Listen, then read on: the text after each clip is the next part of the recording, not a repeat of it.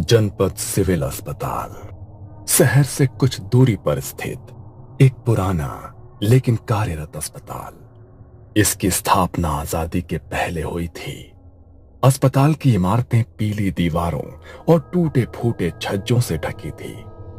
वहीं अस्पताल के पिछले हिस्से में था शवगृह, एक अलग थलग कमरा जहां केवल जरूरत पड़ने पर ही कोई जाता था। इसकी 4 खिड़कियां थी, 3 नॉर्मल और एक हमेशा बंद रहने वाली चौथी खिड़की। डॉक्टर प्राची की उस अस्पताल में नई नई पोस्टिंग हुई थी। उम्र लगभग 32 वर्ष। हाल ही में मेडिकल कॉलेज से फॉरेंसिक स्पेशलिस्ट के रूप में पोस्टिंग हुई थी। दृढ़ आत्मविश्वासी, लेकिन पहली बार शवगृह में नियुक्ति से अंदर ही अंदर घबराई हुई थी। उसने अब तक सब कुछ किताबों में पढ़ा था, असली लाशों से कभी पाला नहीं पड़ा था। उसकी पहली मुलाकात हुई रघु से, जो पिछले 30 सालों से शवगृह का सहायक था। सफेद झकबाल, झुकी हुई कमर, लेकिन चेहरे पर हमेशा चेतावनी भरी गंभीरता। उसका शरीर कमजोर था, पर आंखों में अनुभव की गहराई थी। शवगृह में सब कुछ उसी की मर्जी से होता था। वहां एक और व्यक्ति था, अजय, वार्ड बॉय, लापरवाह लेकिन कामकाज में तेज। कभी कभी नियम तोड़ देता था, लेकिन नर्सों के बीच काफी लोकप्रिय था। उसका व्यवहार हल्का फुल्का था, लेकिन कई बार जरूरत से ज्यादा उत्साही हो जाता था।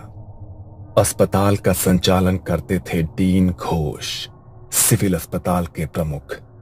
उम्र 60 के पार, सख्त प्रशासक, लेकिन अंदर से संवेदनशील। पुराने जमाने की बातों को गंभीरता से लेते थे।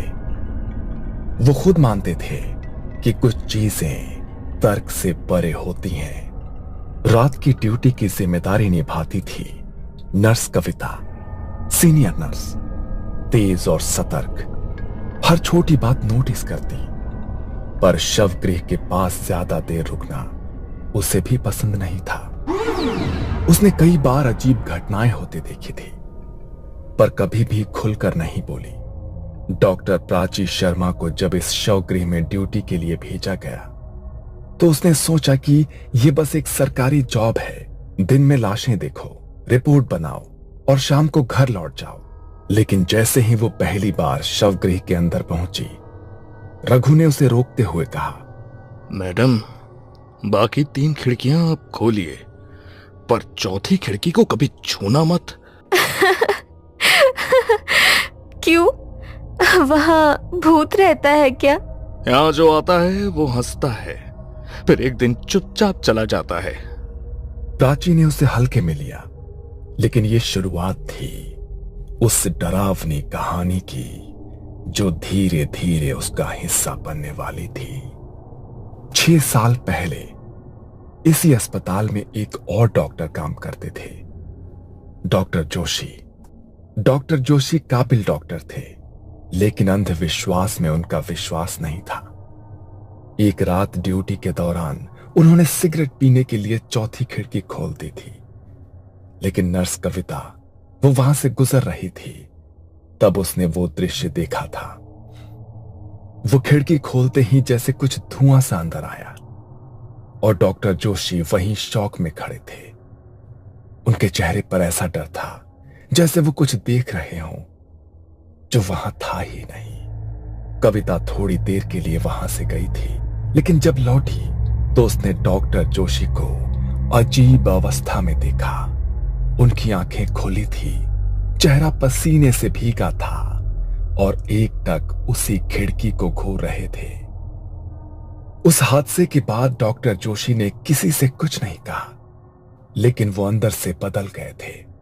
उन्होंने चुपचाप अपने ट्रांसफर की अर्जी दे दी, पर उनका ट्रांसफर मंजूर होने से 2 हफ्ते पहले ही उनकी लाश उसी चौथी खिड़की के नीचे अस्पताल के अहाते में मिली थी। आंखें खुली हुई, शरीर में कोई चोट नहीं, लेकिन चेहरा वैसा ही भयभीत जैसा नर्स कविता ने उस रात देखा था। इस हादसे के बाद कविता ने डीन को सारी सच्चाई बताई। 2 हफ्ते पहले की बात है। जोशी सर नाइट शिफ्ट कर रहे थे। मैं वहाँ से वॉशरूम जा रही थी, तभी मैंने उन्हें वो चौथी खिड़की खोलकर सिगरेट जलाते देखा। जब मैं वापस लौटी तब जोशी सर जमीन पर डरे बैठे थे, पसीने में भीगे, उसी खिड़की के पास देख रहे थे। तभी अस्पताल प्रशासन ने आदेश जारी किया कि शवगृह की चौथी खिड़की हमेशा बंद रहेगी। प्राची अपनी रोज की ड्यूटी करती, रिपोर्ट्स बनाती और समय पर घर लौट जाती। चौथी खिड़की उसके लिए बस एक बंद कोना थी, न कोई सवाल, न कोई दिलचस्पी। लेकिन एक दिन पोस्टमार्टम के लिए जगह कम पड़ गई और अनजाने में उसने एक टेबल चौथी खिड़की के सामने रख दी, जिस पर एक ताजा शव रखा गया था। उसे इसका कोई अंदाजा नहीं था कि यह छोटी सी गलती कैसे भयानक रात का दरवाजा खोलने वाली थी। उस रात अमावस्या थी, जब प्राची शवगृह में अकेली ड्यूटी कर रही थी। तभी अचानक लाइटें एक झटके में टिमटिमाने लगी। अचानक लाइट इतने टिमटिम क्यों कर रही है? जनरेटर भी चालू है। रघु, जो दरवाजे के पास बैठा था, वो अंदर आया और धीरे से बोला, आज अमावस्या है मैडम, और आपने चौथी खिड़की के सामने टेबल लगाई है। प्राची को पहली बार हल्का सा डर महसूस हुआ।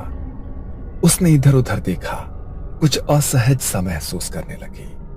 रात के करीब 2 बजे शवगृह में गहराती खामोशी के बीच एक अजीब खड़खड़ाहट सुनाई दी। ऐसे लगा जैसे कोई खिड़की की सलाखों पर उंगलियां रगड़ रहा हो। प्राची धीरे धीरे मुड़ी और उसकी नजर चौथी खिड़की पर पड़ी। उसने देखा कि चौथी खिड़की की लोहे की सलाखें धीमे धीमे मुड़ने लगी थी, जैसे किसी ने बाहर से उन्हें पकड़कर खींचा हो। कौन है वहां? उसने खिड़की के पार देखा, पर वहां कोई नहीं था, सिर्फ घनी धुंध और उसमें एक पीली धीमी सी रोशनी, जैसे किसी ने मोमबत्ती जलाई हो। उसका पसीना छूटने लगा था, लेकिन वो खड़ी रही, शांत, बिना हिले। तभी ठंडी हवा का झोंका अंदर आया और शव की चादर हवा में फड़फड़ाने लगी। उस रात प्राची को नींद नहीं आई। अगली सुबह तक उसकी आंखें खिड़की पर जमी थी। यह पहली बार था जब उसने ऐसा महसूस किया था, शायद यहां कुछ है जो हमें हर वक्त देख रहा है। अगले दिन प्राची के मन में सवालों की बाढ़ आ गई। उसने सबसे पहले रघु को पास बुलाया।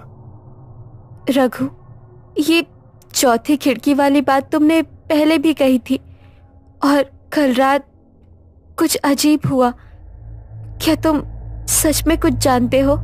मैडम, ये खिड़की, इसे जो भी हल्के में लेता है, ये उसे तकलीफ देती है। डॉक्टर जोशी याद है आपको? वो जो 2 साल पहले अचानक गायब हो गए थे? वो गायब नहीं हुए थे मैडम, उन्हें ले लिया गया था। मैंने देखा था उस रात। उन्होंने खिड़की खोल दी थी सिगरेट पीने के लिए। उसके 2 हफ्ते बाद ही उनकी मौत हो गई। प्राची को रघु की बात पर पूरी तरह यकीन नहीं हुआ, पर उसे अब जवाब चाहिए था। वो सीधे डीन घोष के कैबिन में पहुंची। सर, क्या आप मुझे शवगृह की चौथी खिड़की की असली कहानी बता सकते हैं? क्या सच में कुछ हुआ था? तुमने सही समय पर पूछा डॉक्टर प्राची, लेकिन जो जानोगे वो आसान नहीं होगा।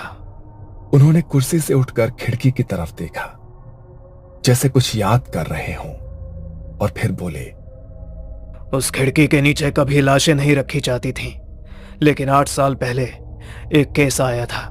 एक लड़की निधि, उसका बलात्कार करके हत्या कर दी गई थी। जब उसकी लाश आई तो उसका चेहरा बुरी तरह बिगड़ा हुआ था। परिवार पहचान नहीं सका और बिना अंतिम संस्कार के उसे खिड़की के नीचे टेबल पर रख दिया गया। फिर क्या हुआ? अगले दिन उस समय की ऑन ड्यूटी डॉक्टर गायब हो गई। बस उसके खून से सनी चप्पल और कमर की बेल्ट उस खिड़की के नीचे मिली। हमने बहुत तलाश की पर कभी उसका शव नहीं मिला। क्या आपने ये बात किसी को बताई थी? नहीं, पर उस घटना के 6 सालों बाद नर्स कविता मेरे पास आई और उसने डॉक्टर जोशी की कहानी बताई। तब जाकर मैंने आदेश जारी किया, शव गृह की चौथी खिड़की हमेशा के लिए बंद रहेगी। प्राची का चेहरा अब गंभीर था। वो जान चुकी थी कि ये खिड़की सिर्फ ईंट पत्थर की नहीं है, ये उसके दर्द की राह थी। वार्ड बॉय अजय को चौथी खिड़की की पूरी कहानी नहीं पता थी। एक रात ड्यूटी के दौरान उसने देखा कि खिड़की के पास बहुत धूल मिट्टी जमा है। बाकी कमरा साफ करने के बाद उसका ध्यान वहीं गया। उसने खिड़की की कुंडी खोली और झुककर सफाई करने लगा। जैसे ही उसने झाड़ू से खिड़की की जाली छुई, एक करंट उसके पूरे शरीर में दौड़ गया। कविता, इस खिड़की के पास से ठंडी सांस जैसी लग रही है, कोई है क्या? नर्स कविता बाहर कॉरिडोर में ही थी, लेकिन तब तक उसे कुछ महसूस नहीं हुआ। रात के 2:45 पर अचानक शवगृह से एक दिल दहला देने वाली चीख गूंजी। कविता भागती हुई अंदर पहुंची। वहां अजय फर्श पर पड़ा था, आंखें पूरी तरह खुली हुई, मुंह जैसे चीखते चीखते खुला रह गया हो, चेहरा सफेद और भयभीत। ऐसा लगा जैसे उसने मरने से पहले कुछ ऐसा देखा हो जिसे वो सहन नहीं कर पाया। खिड़की की ओर देखा तो वहां एक लाल साड़ी में कोई औरत जैसी आकृति खड़ी थी। उसका चेहरा धुंध में छुपा हुआ था और अगले ही पल वो गायब हो गई। कविता सन्न रह गई। उसे समझ आ गया कि अजय ने वही गलती की थी जो पहले डॉक्टर जोशी कर चुके थे। प्राची डॉक्टर होने के साथ साथ थोड़ी आध्यात्मिक भी थी। उसने निधि की आत्मा की पीड़ा को समझा और तय किया कि वो इस रहस्य को पूरी तरह से सुलझाएगी। उसने किसी तरह डीन घोष को मनाया और अगले अमावस्या की रात एक अनुभवी तांत्रिक बाबा महेश्वर नाथ को बुलाया। बाबा ने शवगृह की चौखट पर बैठकर तंत्र विधि की तैयारी शुरू की। लाल रंग की चंदन की रेखाएं, भस्म से घेरा और मंत्रोच्चार। प्राची ने अपनी जान की परवाह किए बिना चौथी खिड़की के सामने एक कैमरा लगाया और खुद विधि में शामिल हुई। जो आत्मा न्याय की प्यासी हो वो अब प्रकट होगी। डरो मत, सच को उजागर करना अब तुम्हारा कर्तव्य है। रात के 3 बजे खिड़की की जंजीरें खड़कने लगी और एक ठंडी हवा शवगृह में भर गई। कैमरे की स्क्रीन ब्लैंक हो गई। तभी प्राची ने सुना, मुझे न्याय दो। एक परछाई धीरे धीरे सामने आई। वही लड़की, झुलसी त्वचा, अधखुले होंठ और खून से सनी साड़ी। मैं इंतजार करती रही हर रात। कोई मेरा सच नहीं जानता। किसी ने मेरी चिता नहीं जलाई। मैं अधूरी रह गई। प्राची कांपती हुई खड़ी रही। उसकी आंखों में आंसू थे। मैं करूंगी। मैं तुम्हारा अंतिम संस्कार करवाऊंगी। तुम्हें शांति दूंगी, ये वादा है। बाबा ने मंत्र पढ़ते हुए खिड़की पर भस्म फेंका और एक तेज चीख गूंजी जैसे आत्मा ने वर्षों का दर्द उगल दिया हो। कमरे का तापमान सामान्य होने लगा, लेकिन हवा में अब भी भारीपन था, जैसे कोई दर्द अभी पूरी तरह गया नहीं था। बाबा महेश्वर नाथ ने जो भस्म निधि की आत्मा पर डाली थी, उसने उसकी व्याकुल आत्मा को कुछ क्षणों के लिए शांत कर दिया। कमरे का तापमान सामान्य होने लगा और बाबा ने धीरे से प्राची से कहा, अब समय है उसे अंतिम मुक्ति देने का। जब तक उसका अंतिम संस्कार नहीं होगा ये पीड़ा कभी खत्म नहीं होगी। अगले ही दिन प्राची ने निधि के पुराने केस को दोबारा खुलवाया।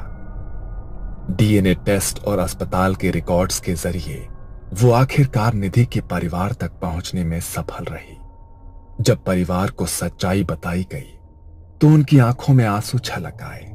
उन्होंने तो उम्मीद ही छोड़ दी थी कि उनकी बेटी की आत्मा को कभी शांति भी मिल पाएगी। बाबा ने उस आत्मा पर फेंका वही भस्म उन्हें सौंपते हुए कहा, अब यही उसकी अस्थियां हैं, इन्हें विधि पूर्वक विसर्जित करें और आत्मा को मोक्ष दें।